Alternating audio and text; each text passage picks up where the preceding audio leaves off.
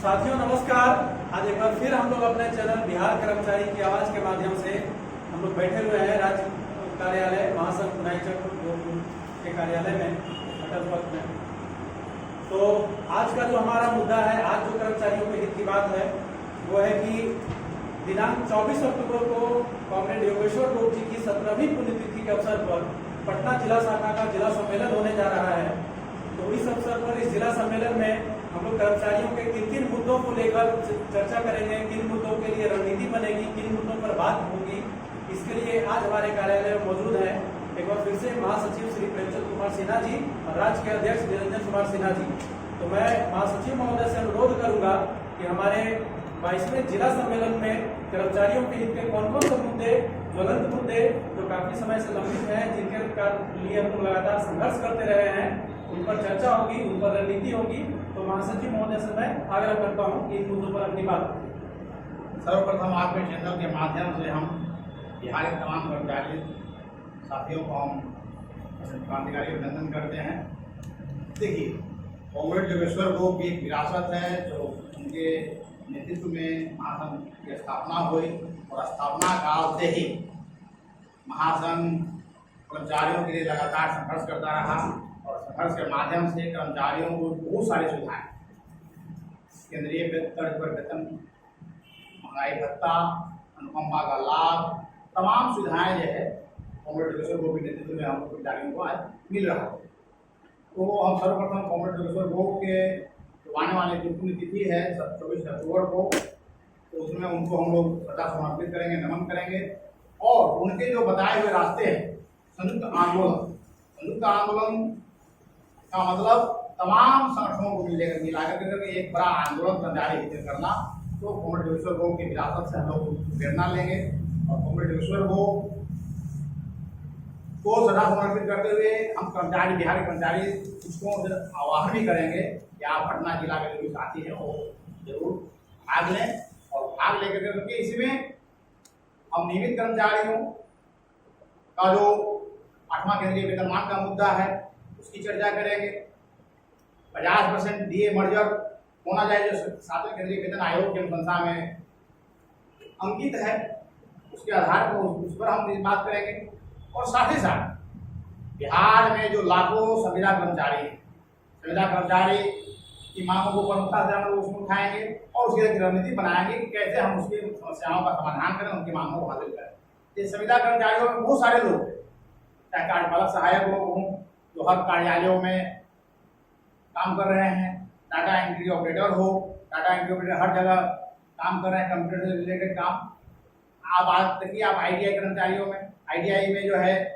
संविदा पर काम करने वाले 14 साल से काम कर रहे हैं। 2010 में उनकी नियुक्ति हुई है और 14 साल हो गया लेकिन उनकी सेवा स्थायी नहीं हुई है। उसी तरह से स्कीम वर्कर की हम बात करते हैं तो स्कीम वर्कर में आप देखिए, आशा कार्यकर्ता वर्षों से काम कर रही है,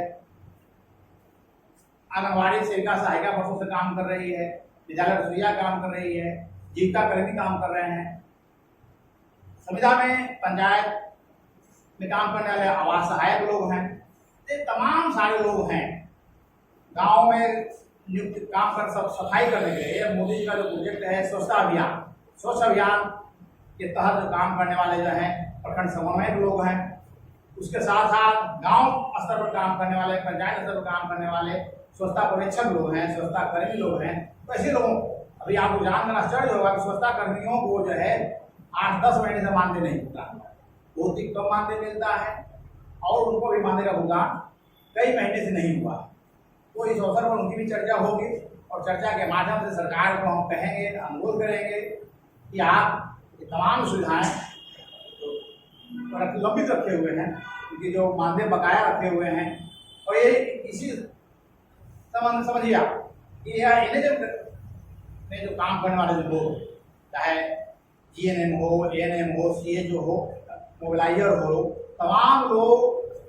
के साथ जो भेदभावपूर्ण नीति अपनाई जा रही है। जैसे जो अस्थायी कर्मचारी हैं, अस्पताल में काम करने वाले लोग हैं, तो उनको FRS की सुविधा, FRS अटेंडेंस नहीं बनाए, दिन भर में 2 बार अटेंडेंस बनाने की सुविधा आवश्यकता नहीं है। लेकिन जो संविदा पर काम करने वाले जो कम वेतन भोगी लोग हैं उनको FRS से ऊपर सीधे बनाएंगे और उसका जब विरोध किया गया तो विरोध के बाद जो 77 दिन तक कार्य बहिष्कार चला, उस अवधि का वेतन सरकार देती है। सरकार एक सुशासन और न्याय की बात करती है और भेदभाव की नीति भी अपना रही है। संविदा कर्मियों के लिए अलग मापदंड और अस्थायी कर्मचारियों के लिए अलग मापदंड। तो यह जो है सरासर गलत है और हम कहेंगे कि होली, दीपावली और छठ पूजा के पहले इनका मानदेय का भुगतान जो 2.5 महीना से भी अधिक है, इसका मानदेय का भुगतान जरूर करें, ताकि इनके घरों में भी दीपावली और छठ पूजा खुशीपूर्वक मनाया जाए। तो ये बात, तो ये तमाम बातों को लेकर करके हम लोग जो है इस सम्मेलन करने जा रहे हैं, जिला सम्मेलन। और जिला सम्मेलन के माध्यम से तमाम कर्मचारियों, आप देखिए संविदा कर्मी में जो स्कीम वर्कर में एक तरह समान काम में समान वेतन की बात होती है। सरकार बना हुआ है, न्यूनतम वेतन का कानून बना हुआ है, लेकिन आप विद्यालय रसोईया को देखिए, विद्यालय रसोईया को मात्र 1650 रुपया प्रति माह और 55 रुपया एक दिन का पारिश्रमिक। तो इस तरह से बड़े पैमाने पर श्रम का शोषण किया जा रहा है। आशा कार्यकर्ता 24 घंटे लोग ड्यूटी करती है, कभी कभी होगा तो रात में भी काम करेगी, दिन में भी काम करेगी, लेकिन आशा को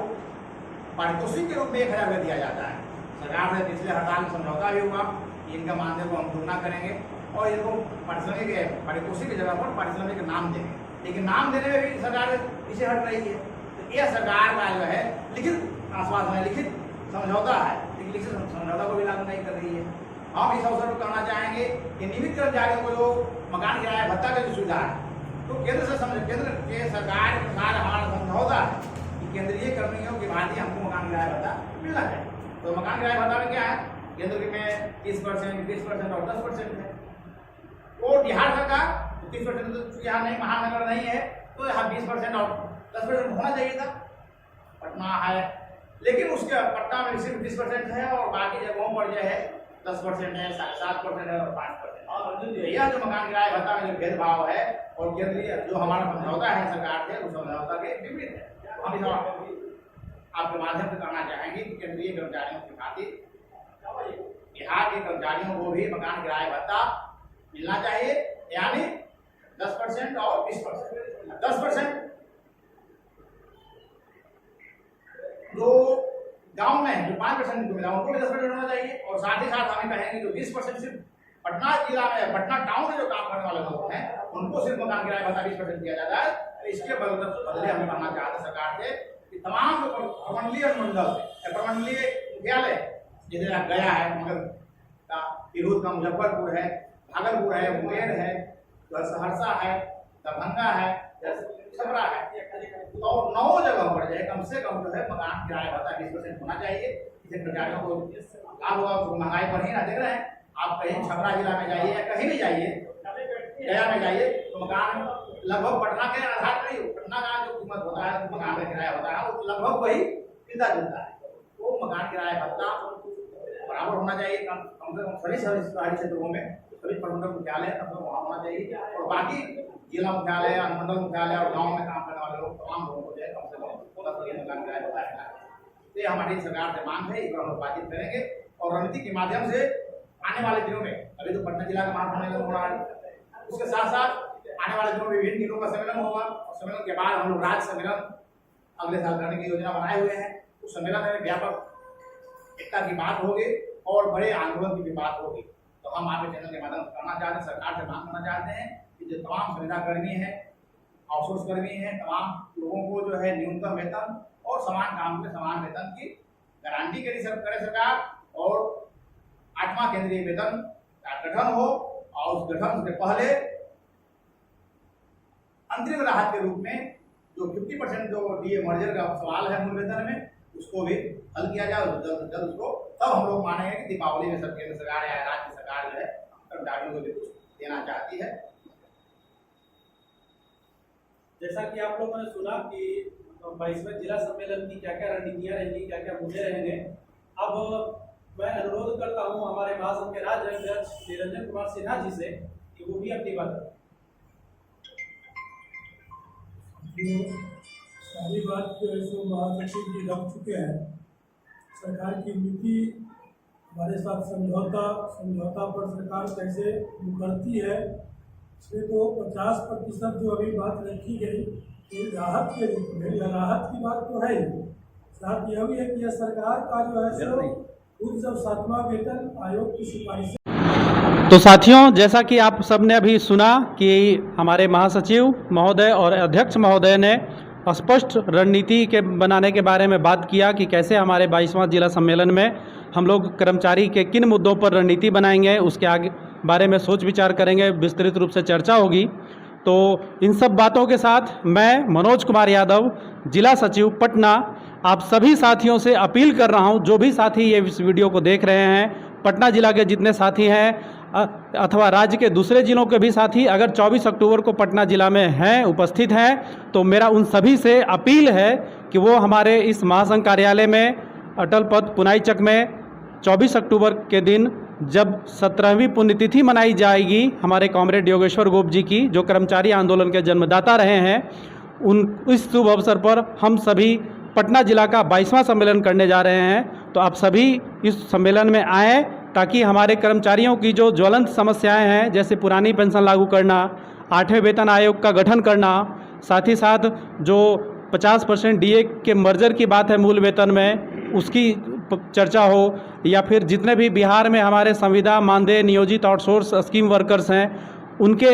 मानदेय बढ़ाने या नियमितीकरण के बात हो, इन सारे मुद्दों पर चर्चा करने के लिए, रणनीति बनाने के लिए आप सभी से अपील है कि इस जिला सम्मेलन में ज़रूर भाग लें। बहुत बहुत धन्यवाद वीडियो अंत तक देखने के लिए। इसी के साथ आज का वीडियो मैं समाप्त करता हूं। इनकलाब जिंदाबाद। जिंदाबाद जिंदाबाद। चलिए अब जाइए, अब होगा